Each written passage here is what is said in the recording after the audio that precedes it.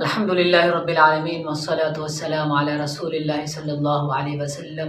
اعوذ باللہ من الشیطان الرجیم، بسم اللہ الرحمن الرحیم۔ آپ نے یہ بات بارہا سنا ہوگا کہ صبر کا پھل میٹھا ہوتا ہے، لیکن آج کی اس ویڈیو میں آپ کو بتانے والا ہوں کہ صبر کا پھل کتنا میٹھا ہوتا ہے۔ میں قرآن مقدس سے آپ کو ایک پروف دینے والا ہوں۔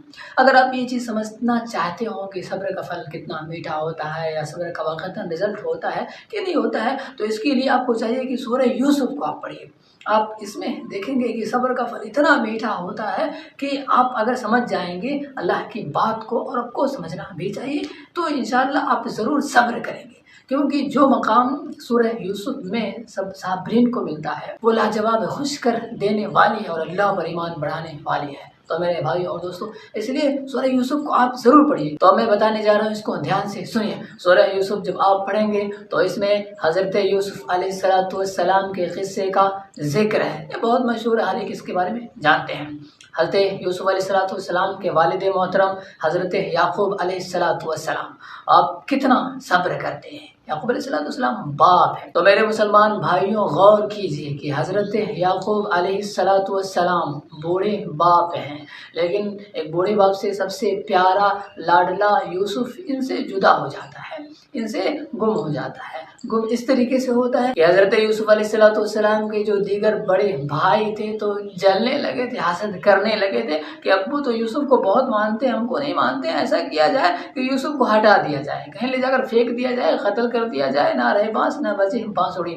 تو بھائی بہانہ کر کے لے گئے ابو سے کہ آج یوسف کو بھی ہمارے ساتھ جانے دیجیے، وہ جائے گا، کھیلے گا، کودے گا۔ اس طریقے سے بہانہ بنا کر کے لے گئے، لیکن جب وہاں گئے تو کچھ لوگوں نے کہا اس کو قتل کر دیا جائے، کچھ لوگوں نے کہا نہیں قتل نہ کیا جائے بلکہ اس کو کنویں میں ڈال دیا جائے۔ تو کنویں میں حضرت یوسف علیہ السلام کو ڈال دیا۔ پھر سارے بھائی روتے گاتے اپنے ابو یعقوب علیہ السلام کے پاس گئے اور کہنے لگے کہ ابو جان، یوسف بھائی کو تو بھیڑیے نے کھا لیا، اور جھوٹا خون بھیڑیے کو قتل کر کے جھوٹا خون کرتے پر لگایا تھا، وہ کرتا دکھایا کہ دیکھ لیجیے خون سے لت پت ہے یہ کرتا۔ لیکن حضرت یعقوب علیہ السلام آپ بھی نبی تھے، سمجھ گئے کہ یہ جھوٹا خون ہے، یہ لوگ جھوٹ بول رہے ہیں۔ تو حضرت یعقوب علیہ السلام نے کچھ نہیں کہا، بس اتنا کہا کہ فصبر جمیل، میں صبر کر رہا ہوں، شکوہ صرف اللہ سے کر رہا ہوں، اللہ المستعان علی ما تصفون، تم جو کچھ کہہ رہے ہو اللہ ہی مددگار ہے۔ حضرت یعقوب علیہ السلام بیٹے کے کھونے کے درد کو اور آنسوں کو چھپا لے گئے اور صبر کر لیا اور اللہ پر بھروسہ رکھا۔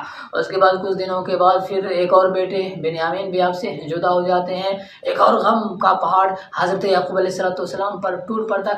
پھر یعقوب علیہ السلام وہاں بھی یہی بات فرماتے ہیں، فصبر جمیل، میں صبر کر رہا ہوں، اللہ ہی پر بھروسہ ہے، انشاءاللہ ایک دن اللہ تعالیٰ سب کچھ ٹھیک کر دے گا۔ اس طریقے سے اتنا ایمان مضبوط تھا حضرت یعقوب علیہ السلام کا۔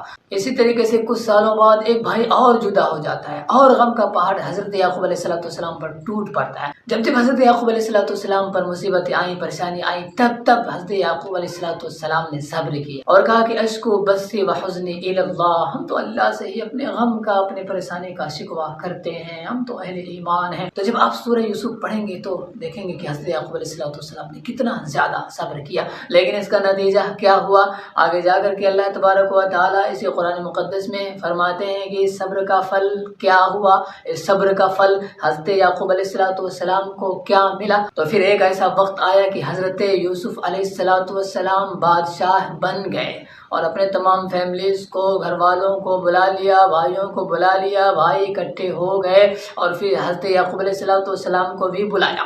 حضرت یعقوب علیہ السلام کا تو رو رو کر کے برا حال ہو گیا تھا، آنکھیں تک چلی گئی تھی، وہ نابینا ہو گئے تھے، اتنا آنسو گرا رہے تھے اپنے بیٹوں کے جدائی میں۔ لیکن اللہ تبارک و تعالیٰ نے کرم ہی کرم کیا، رحم ہی رحم کیا، اور صبر کا پھل ہی پھل دیا کہ حضرت یعقوب علیہ السلام کی بینائی لوٹ آئی، تمام بھائی واپس آ گئے، مل گئے، اور حضرت یوسف علیہ السلام بادشاہ بن گئے اور سارے لوگوں کو بلایا، اپنے والد محترم حضرت یعقوب علیہ السلام کو بھی بلایا۔ اس کے بعد اب دیکھ لیجئے، اب یہاں اصل صبر کا پھل حضرت یعقوب علیہ السلام کو ملنا ہے۔ یوسف علیہ السلام کے سارے بھائی ہیں، یعقوب علیہ السلام والد محترم بھی ہیں، اس کے بعد اپنے والد محترم یعقوب علیہ السلام کو رفع ابویہ علی العرش، حضرت یوسف علیہ السلام اپنے والدین کو، یعقوب علیہ السلام کو بادشاہ کی کرسی پر بیٹھاتے ہیں۔ ذرا سوچیے، جھوپڑی میں رہنے والے حضرت یعقوب علیہ السلام اتنا صبر کر رہے تھے اور اللہ تبارک و تعالیٰ نے بادشاہ کی گدی پر بیٹھا دیا۔ جب حضرت یعقوب علیہ السلام بادشاہ کی گدی پر بیٹھے، تخت پر بیٹھے، جب بھائیوں نے یہ منظر دیکھا، والد محترم بادشاہت کے تخت پر ہیں، تو بھائیوں کی آنکھوں میں آنسو آ گئے اور خوشی کے مارے سجدے میں گر پڑے۔ سارے لوگ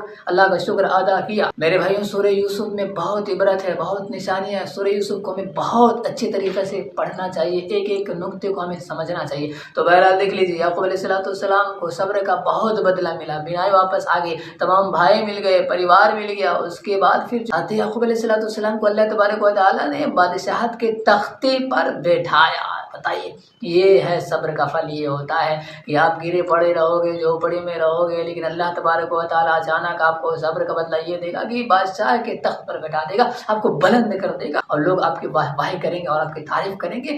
اس سے بڑی چیز اور کیا چاہیے انسان کے لیے؟ عزت بھی ہو، شہرت بھی ہو، دولت بھی ہو، سب کچھ مل گیا، پریوار مل گیا۔ بتائیے، یہ ہوتا ہے صبر کا پھل۔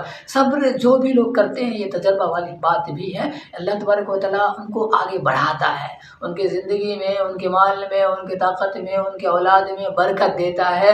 دنیا والوں کو ان سے نفع ہوتا ہے اور دنیا والے ان کو عزت کی نگاہ سے دیکھتے ہیں۔ تو صبر کا پھل واقعتاً بہت میٹھا ہوتا ہے۔ تو اس لیے بڑے خوش قسمت ہیں، بڑے اچھے وہ لوگ ہیں جن کو اللہ تبارک و تعالیٰ صبر عطا کیے ہوئے ہیں، جو صبر کرتے ہیں، جو اکڑو نہیں ہوتے ہیں، جو گھمنڈ اور تکبر کرنے والے نہیں ہوتے ہیں، جو اپنی طاقت پر، اپنے پیسے پر اکڑتے نہیں ہیں، بلکہ غریبوں کی، محتاجوں کی مدد کرتے ہیں، ہر ایک کے ساتھ مل جل کر کے رہتے ہیں اور ضرورت مندوں کے ساتھ کھڑے ہوتے ہیں۔ ایسے ہی لوگ اللہ تعالیٰ کے نزدیک محبوب ہیں اور ایسے ہی لوگ اللہ تبارک و تعالیٰ کے نزدیک پیارے ہیں۔ ایسے ہی لوگ دنیا میں بھی انشاءاللہ کامیاب ہیں اور آخرت میں بھی انشاءاللہ بہت زیادہ ایسے لوگ کامیاب ہوں گے۔ تو اللہ تبارک و تعالیٰ ہم سب کو صابرین میں سے بنائے۔ اللہ تبارک و تعالیٰ عمل کرنے کی توفیق عطا فرمائے۔ السلام علیکم ورحمۃ اللہ وبرکاتہ۔